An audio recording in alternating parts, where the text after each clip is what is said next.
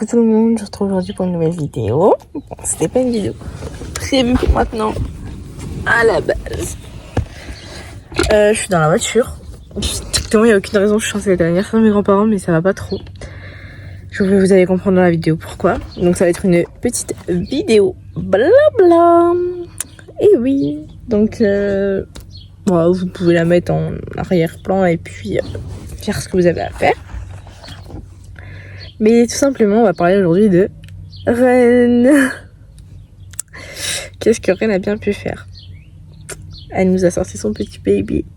Donc, je vous remets dans le contexte. Ce matin, je devais donc y aller ce matin puisque ce midi, on était invités. Et on reste jusqu'à ce soir. Donc, jusqu'au là, ok. Donc, hier soir, je prends le péage, comme tout le temps. Et pas de mamelle non plus que d'habitude. Donc, je m'attends à rien, tu vois. Et je prends le pH 6,4. Et là, je dis, c'est bizarre quand même. Pas de mamelle, mais 6,4. La croupe était relâchée. La vulve, par contre, pas du tout dilatée.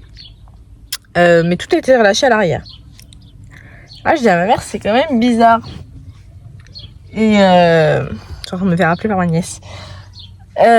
Donc, ça passe. Je préviens l'ancienne propriétaire, je dis coucou, Reine est descendue à 6,4 en pH ce soir. Elle était encore à 8 hier, donc avant-hier elle était à 8. Hier 6,4, pas de mamelle. Elle me dit, ah d'accord, c'est bizarre, mais tu regarderas le calcium. Donc je ne savais pas comment tester le calcium, donc je ne l'avais pas testé. Mais elle me dit, de toute façon ça va pas être pour maintenant, faut pas se fier que au pH, t'inquiète pas. Ok, pas de souci. Et je dis, ah, de toute façon tu vas voir que ça va être, je pense pas avant lundi, tu sais, on a le temps. Hein. Ce matin, j'arrive au pré, je prends les affaires dans le coffre, et là, je reçois un message. Bonjour, votre jument a pouliné. Je dis quoi? Donc, je réponds pas, j'essaie d'appeler tout de suite, de demander si ça s'est bien passé, enfin, voilà quoi. Et donc, j'appelle, pas de réponse. Il me rappelle, donc il me dit que la pouliche, donc oui, c'était bien une petite fille. Donc, il me dit que la pouliche est là. Par contre, qu'elle est trop grosse. Vous allez comprendre sur des photos que je vais vous mettre de pourquoi les guillemets. Que du coup elle s'est mal placée dans le ventre de sa maman et qu'elle s'est du coup désaxée une hanche. Donc la hanche droite se serait un petit peu enfoncée et donc ce qui fait qu'elle n'arrive pas trop à se mettre debout. Donc il me dit qu'elle n'arrive pas à se mettre debout. Pour téter c'est du coup impossible. Et elle essaye mais elle n'y arrive pas. Donc je reprends, excusez-moi. Donc elle essaye mais elle n'y arrive pas. Donc là j'arrive. Lui il part faire ce qu'il avait à faire dans le pré. Donc il avait un tracteur et je pense qu'il est rétalé du fumier. Et moi j'arrive vers ma jument. Et là, une petite pépite devant elle, couchée. Et là genre je regardais ma maman et je lui fais... Elle est trop belle, c'est une merveille. Je risque de pleurer un peu dans cette vidéo. Elle arrive, je suis à ma mère, oh, c'est une petite merveille, elle est trop belle et tout. Par contre, je regarde ma mère, je fais, mais elle est pas grosse du tout par contre. Et donc ma mère me dit, ouais, c'est vrai qu'on voit tous les os, quoi. Elle est pas très grosse. Et lui, pour lui, de toute façon, ma jument, le poulain serait énorme dès la naissance parce que j'avais complémenté la jument pendant la gestation. Sauf que ça me paraissait normal puisque tout le monde m'a dit de la complémenter correctement. Enfin, voilà, moi je complémente. Et à la fin, il voulait plus du tout que je la nourrisse, donc j'ai arrêté de la nourrir. Sauf que le poulain que j'ai retrouvé n'était pas un gros poulain. Et je lui dis par contre, elle est grande.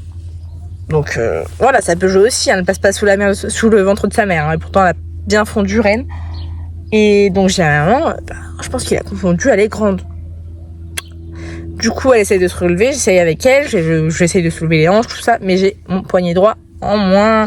J'ai une tendinite et j'ai mal au pouce depuis mercredi, je crois. Non, depuis jeudi. Enfin, voilà. Donc, pas possible de la relever, donc c'est pas fou. Je suis en train de... Ma fermeture qui est en train de s'ouvrir.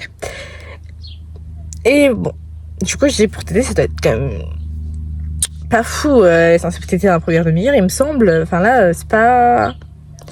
Donc le gars était dans le pré, une fois qu'il voit que je suis là, il vient. Enfin, il a attendu un petit moment avant de venir, qu'on soit vers la jument quand même, qu'on qu'on se remette un petit peu nos esprits, etc. Et donc il revient et il me dit bah, le problème, écoutez, c'est qu'elle est vraiment grosse, donc vu qu'elle est grosse, elle devait être mal placée dans le ventre de sa mère, machin. Donc en fait, il me répète un peu le même discours qu'au téléphone il a eu.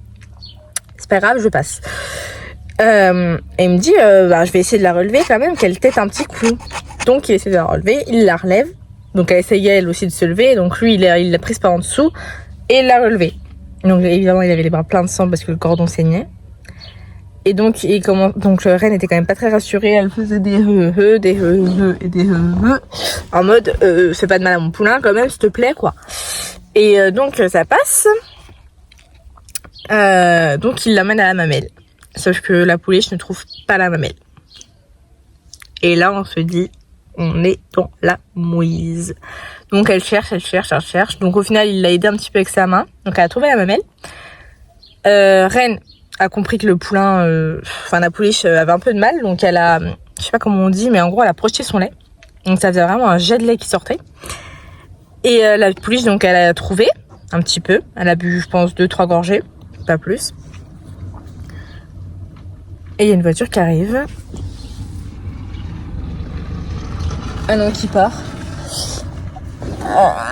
Et ouais, donc la pouliche donc trouve vite fait de 3 gorgées, mais pas plus. Et donc, il la garde debout et il essaie de la refaire téter. Et il y arrive. Pareil, 2-3 gorgées. Sauf que la pouliche était relativement lourde quand même. Donc, il dit bon bah écoute, je vais te relâcher machin. Et donc, il l'a relâchée. Et là, on peut même pas appeler ça des pas. Elle a rebondi, elle sautillait un peu, comme si elle galopait. Sauf que c'était pas vraiment des vraies foulées, etc. C'était pas clair. On voyait que c'est parce qu'elle tenait pas sur ses pattes et qu'elle était déséquilibrée. Et une fois qu'elle tenait plus, elle est tombée assez vite. Et du coup, là, il m'a dit qu'il la rentrerait au box dans la journée. Enfin, dans le matin. Même si je pense que ça aurait été dans la journée plutôt. Et que, comme ça, il la ferait... il trairait jument. Comme ça, il trairait Reine. Et il la biberonnerait. Et oui. Et il va la biberonner du coup pendant 2-3 jours, le temps qu'elle ait un petit peu de force, enfin assez de force tout du moins pour se relever et pouvoir téter d'elle-même toute seule. Donc voilà. Donc là elle va être au box Reine et du coup la petite pouliche. Du coup la petite pouliche s'appelle Ohana de la série. SERER. Voilà. Et c'est une magnifique petite pouliche, la première fille de son papa. Donc voilà. Allez, je vous laisse avec les petites images de ma petite pouliche d'amour. My pretty girl, I don't know where are you, oh pretty girl, you don't know much I love you.